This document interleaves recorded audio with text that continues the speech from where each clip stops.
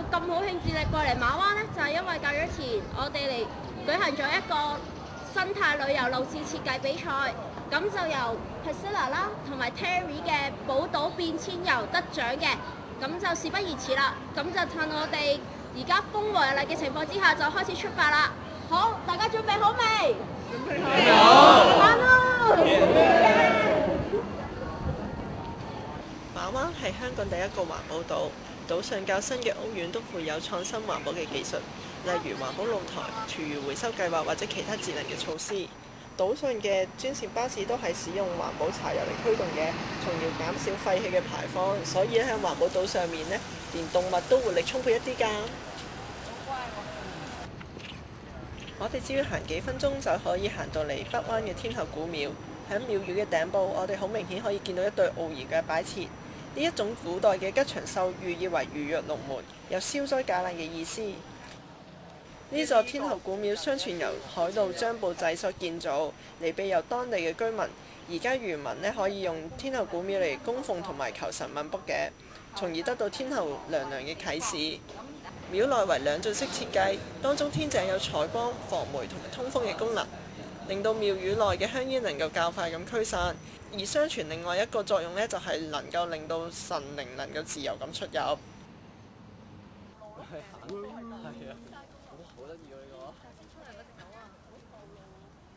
考古學家曾經喺東北角裏面發現到大量嘅文物啦，同埋先民嘅骨架，最後呢，就被評為98年中國10大嘅考古新發現。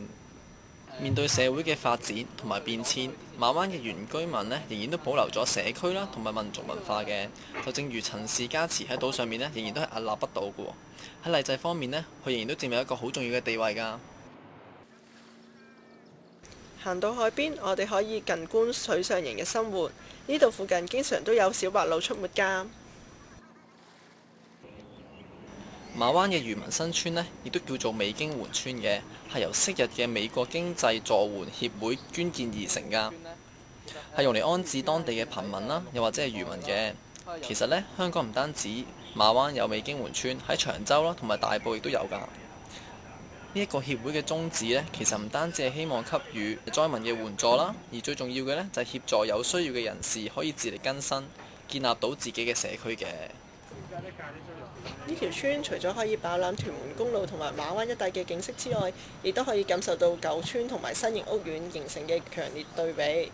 其實呢條村建於60年代，已經有40幾年嘅歷史㗎啦。喺村入邊，我哋可以見到漁民昔日嘅生活，例如馬灣漁民改善生活有限責任合作社。走過馬灣大街，我哋可以見證到歷史嘅痕跡。當中最著名嘅呢，就喺高樂亭側邊嘅九龍關石碑，上面有碑文證明到當年清政府向馬灣居民借地7英尺作為稅關嘅歷史㗎。喺呢次行程入邊呢，我哋就曾經同當地住嘅婆婆有所交流。了解到佢對於當年馬灣大街繁盛嘅一面啦，同埋佢哋對於馬灣而家發展嘅睇法。為咗加強大家對文化遺產嘅保育，呢一次生態遊會走過剛入選為活化歷史建築伙伴計劃嘅方圓書室，亦都會參觀馬灣公園嘅古蹟館。當中最具價值嘅當然係一對馬灣人骨嘅復原像啦。馬灣公園集大自然、教育、愛同旅遊於一身。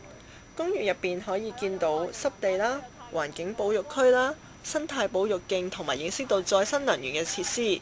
當中最令人期待嘅當然係09年4月中開放嘅挪亞方舟啦。希望未來有機會同大家瀏覽呢一個馬灣啦。我諗我上一次嚟馬灣嘅時候呢，都成10幾20年前嘅事啦。咁嗰陣時仲有小朋友啦。咁當然呢次嚟嘅話係一個好特別嘅機會啦。咁睇翻馬灣嘅轉變會係點樣？比起即係以前我嚟馬灣，即係柏麗灣呢度咧，之前都係同人喺嗰啲即係喺啲商鋪咧周圍行行企企咁啊，唔知有咁多地方嘅，咁係咯，令我獲益良多。馬灣好靚，相當之靚，好值得嚟。